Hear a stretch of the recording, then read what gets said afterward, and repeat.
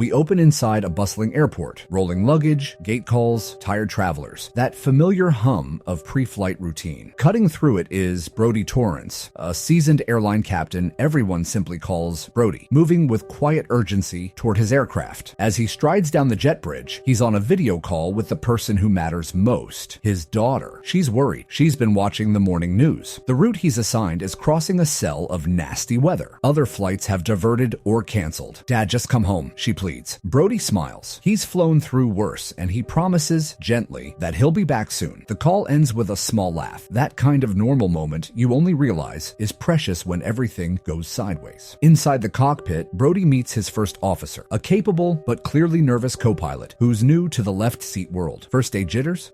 Understandable. Before Brodie can settle in, a flight attendant pokes her head in, asking him to step outside. Waiting at the galley is a police officer with a problem wrapped in a mandate. Due to an urgent transfer, the airline has been ordered to carry a high-risk prisoner on this flight, Louis Gaspare. Gaspare is shackled, dangerous, and headed to another country to serve a life sentence. The cop explains that Brodie's reputation for calm under pressure makes him the right captain for this. Brodie doesn't like it, but he accepts. He has Gaspare seated alone in the last row, away from other passengers, to keep the cabin calm. Boarding finishes. Doors close. Pushback. Taxi. Takeoff. The usual ballet of aviation goes off without a hitch. At cruising altitude, the flight levels off. The cockpit lights glow warm. The autopilot hums. Brodie shows the first officer a photo of his daughter. It's just us, he says softly. We take care of each other. Out in the cabin, passengers settle in. The usual rhythms of mid-air life. Everything feels ordinary until it doesn't. Ahead, the weather sours. Clouds stack. The sky darkens. The aircraft nudges through light chop that grows more aggressive by the minute. Brodie clicks the seatbelt sign, announces for everyone to strap in, and reaches for the radio to call ATC for vectors around the storm. Static. The storm cell is chewing up radio frequency. Their comms sputter to silence. Then flash. A lightning strike. The plane shudders as if punched by a giant. Overhead bins rattle. The cabin gasps in unison. Brodie goes out to scan faces. Fear. Yes, but no injury. He reassures them with that practiced captain calm, then pivots back to the cockpit as the lights flicker. Another jolt slams him against the overhead. He drops to the deck, forehead cut and bleeding. Oxygen masks don't deploy. That's one small mercy. But it's clear this isn't routine turbulence anymore. Inside the cockpit, instruments are stuttering. The weather radar paints an ugly wall. Brodie makes the only call that makes sense: descend. A lower altitude might get them under the worst of it and reduce structural stress. They ease the nose down. The cabin tilts. People grip armrests and whisper prayers. In the back row, the police officer guarding Gaspare fumbles his phone. It skitters under the seat. He unbuckles to grab it. A flight attendant hurries down the aisle to help. The aircraft hits severe downdraft. Both of them slam into the ceiling with bone-breaking force and drop to the floor, motionless. The cabin screams. It's brutal and fast. Brodie can't even process the loss yet. He has a plane to keep in the sky. The descent stabilizes the ride, but at a cost. Power is failing across systems. Avionics are glitching. The APU isn't picking up the slack. Even if they survive the storm, they don't have the juice to reach a major diversion airport. Brodie scans the weather breaks. Through their haze, he spots a sliver of coastline, a scrap of island, runway, road, he can't tell, but it's something. He lines up on the straightest strip of road he can find, fighting crosswinds and a dying electrical backbone, and sets the plane down hard. Rubber screams, the fuselage shimmies, but then silence. They've made it. A miracle landing. Wheels on asphalt, bodies intact. The cabin erupts into tears and nervous laughter. Somehow, everyone's alive. A hiss rises from aft. Short circuit, but not total darkness. They still have a little power, enough to keep lights and ventilation breathing. Passengers deplane into wet heat and palm trees. A flight attendant delivers the news Brodie's been forcing to the back of his mind. The guarding officer is dead, and so is the crew member who tried to help him. The victory tastes bitter. 2 lives gone. Brodie swallows grief and shifts to survival mode. He's responsible for every soul left. Back at airline HQ,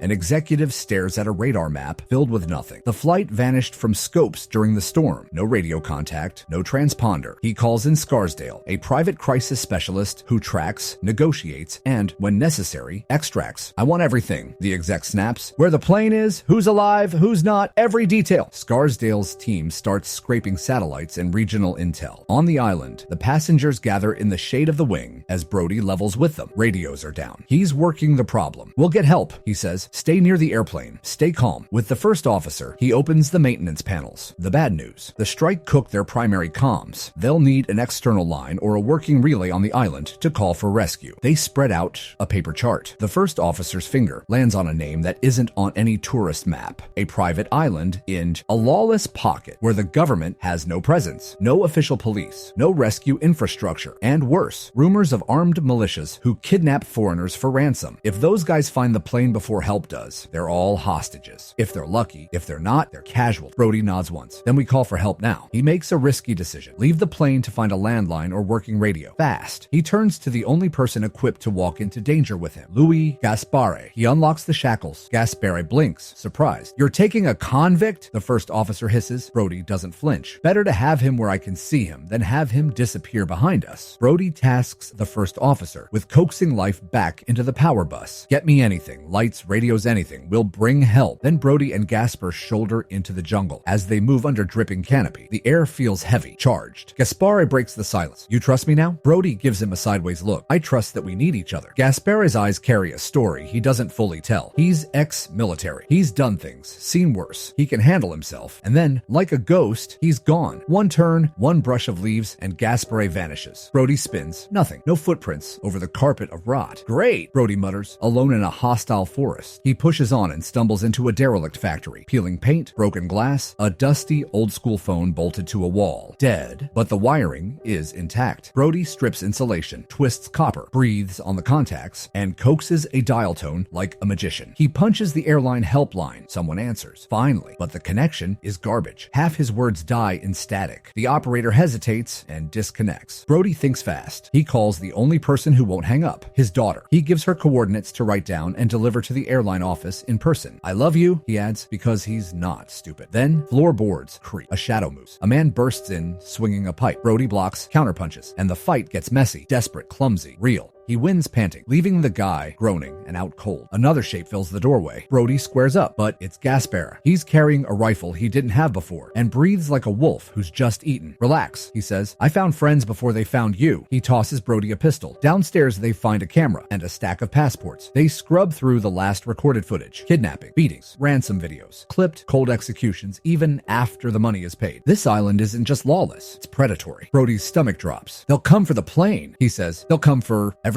Outside, they hotwire a truck, same gang insignia as the man Brodie fought. Gaspare takes the wheel. The jungle blurs past. Back at the aircraft, the passengers hear an engine approach and erupt with hope. Rescue? But the truck that grinds to a stop isn't painted with any friendly colors. The militia pour out with AKs, firing into the air, corralling the passengers with casual cruelty. The gunshots echo through the trees. Gaspare floors it. At the plane, the gang leader demands a manifest. A trembling flight attendant hands it over. He looks up and asks the first officer, "Where's your captain?" The answer, "In the jungle," earns a sneer. Someone tries to run. A gunshot cracks. She falls. Brodie flinches hard from the tree line, ready to charge. Gaspare clamps a hand on his shoulder. Not now. Not like this. He's right. 2 men against a small army is suicide. The gang herds the passengers onto a bus and orders 2 guards to strip the plane of anything valuable. Once the bus rumbles away, Brodie and Gaspare move in, take down the 2 looters with swift violence, and squeeze intel. The militia's compound is nearby. That's where they're taking everyone. Meanwhile, Scarsdale receives a handwritten note from a teenage girl, the coordinates her father gave her over a shaky call. His team triangulates via satellite and matches it with chatter about an island controlled by kidnappers. He phones a private security unit. "Get there now," he says. "Heavy weapons, cash for contingency, and 0 illusions." Back at the aircraft, the first officer has done the impossible. Some power is back. Instrument lights glow. The radio chirps. Brodie and Gaspare return long enough for Brodie to scrawl a message on his uniform with a Sharpie and pin it inside the cockpit. Directions to the militia compound for anyone who comes looking. The 2 men head out. The jungle opens onto fences, topped with razor wire, cinder block buildings, and too many gunmen. Inside, passengers kneel in a bare room while cameras roll. Proof of life, pleas to families. Dollar amounts demanded. Brodie and Gaspare ghost through shadows, culling sentries one by one. Gaspare wields a hammer when the rifle's too loud and does not miss. It's surgical and brutal. They reach the locked room holding the passengers. No key. Too many guards. They wait, counting breaths, timing rotations, then they strike. Gaspare drops the outside watchman. Brodie lifts a key off a body and rushes the lock. "Move," he hisses. "Back to the bus." Heartbeats later, the room is empty. Passengers tumble into seats sobbing, stunned, alive. Gaspare scans the gate. Only one way out, and a ton of guns aimed at it. He turns to Brodie. "We push that bus through, and they cut us to ribbons." Brodie looks at the faces on the bus. Wide eyes, shaking hands, hope flickering. He makes a decision that scares even him. "I'll draw them," he says. "You drive." Gaspare grabs grabs his arm. "They'll kill you." Brodie shakes him off. "They'll kill all of us if we don't try." He walks out into the yard, hands open, blood on his shirt, the captain in him somehow still intact. "Listen," he calls to the militia. "Rescue is coming. Let them go. Take the plane. Just let them go." The leader laughs, a dry, joyless bark. No one leaves without money. The circle tightens. But before the first baton falls again, the night tiers open with automatic fire. The private team hits like a hammer. Discipline bursts, night optics, surgical movement. In seconds, a dozen militia drop. They grab Brodie, shove him toward the bus, and layer suppressive fire while Gaspare floors it. The bus smashes through a gate in a scream of metal and splinters. They're moving. The militia leader kneels beside the bodies of his men and his younger brother, one of the dead. His face curdles into a vow. "No survivors," he growls. "Not one." On the road, the security team leader is blunt with Brodie. "We are not a rescue force. We're 5 guys with a mission to get you started. The real rescue will take time." Brodie glances at the rear view. Dust plumes, motorbikes, trucks, the compound emptying after them. "Time," he says, "is the one thing we don't have." He has a plan. "We go back to the plane. Power's up. We fly now. Waiting here is a death sentence." Back at the aircraft, Brodie hustles the passengers up the stairs. "Seatbelts on, right now. We are not waiting for anyone." The private team fans out under the wing, taking positions behind gear and tires, ready to hold the line. The first officer powers up the cockpit as Brodie sprints his final walk around in record time. Engines spool. Radios crackle. On frequency, the airline exec's voice breaks in through a relay. He feeds Brodie a safe diversion, a nearby strip with enough runway to land and get help. Heading in distance coming now. Gunfire erupts at the tree line. The militia convoy roars into view. The private team fires in controlled bursts, cutting down the first wave. 5 minutes! Brodie shouts out the cockpit window. "Wheels up in 5!" One by one, the team peels back and climbs the stairs. Gaspare stays outside, laying down covering fire. He ducks behind a crate, checks a pouch for spare magazines, and finds a bag stuffed with cash. He looks at it for one long beat. Freedom, new life. Or he shoves the money aside, grabs ammo from another pack, and keeps shooting. The choice is not as simple as fiction makes it. It never is. But for now, he fights. On the field, the militia leader hauls out a rocket launcher and shoulders it, the aircraft framed in his sight glass. In the cockpit, the engine instruments are in the green. The first officer calls. "Ready." Passengers are strapped in, sobbing quietly. The private team scrambles aboard, bruised and breathing hard. Gaspare sees the launcher and moves. He sprints and fires 3 shots. The launcher clatters. The leader drops, dead on the tarmac, eyes wide, oath unfinished. Gaspare glances at the plane, a beat that reads like a farewell, and then turns away, disappearing into the tree line with a bag of cash slung over his shoulder. Brodie advances the throttles. The aircraft rolls, gathers speed, and lifts just barely over a row of sagging telephone wires. The jungle falls away. In the cabin, relief hits like a wave. People sob and laugh at the same time. "Company," the radio says, "head 090, descend to 3000, expect vectors to a secure strip." Brodie turns the nose toward safety. For a minute, it's quiet, too quiet. Then the right engine coughs. Warning lights flash. "Not again," the first officer groans. Brodie hits the extinguisher, feathers the engine, and declares an emergency. They're on one engine, with a wounded bird, low on fuel, heavy with fear. He lines up on the new runway, shorter than he'd like, narrower than he wants. The sinking sun throws long shadows across cracked asphalt. He flares at the last possible second, sets the wheels down with the gentlest violence he can manage, and lets out every foot of runway, braking reverse thrust on the good engine. Spoilers popping like the lids of soda cans. They stop. For a long beat, no one moves. Then sound returns. Cheers, sobs, applause. The first officer grips Brodie's shoulder and laughs, half crying. "We made it." Outside, the airline team sprints vehicles toward them. Fire crews foam the tired engine. Medical teams swarm the stairs. Brodie walks the cabin one last time. He looks each passenger in the eye, their faces drawn but alive, and nods like a man finishing a promise. If you enjoyed this breakdown, drop a like, subscribe for more movie and series recaps, and tell me in the comments, what would you have done if you were in Brodie's cockpit or walking next to Gaspare in that jungle?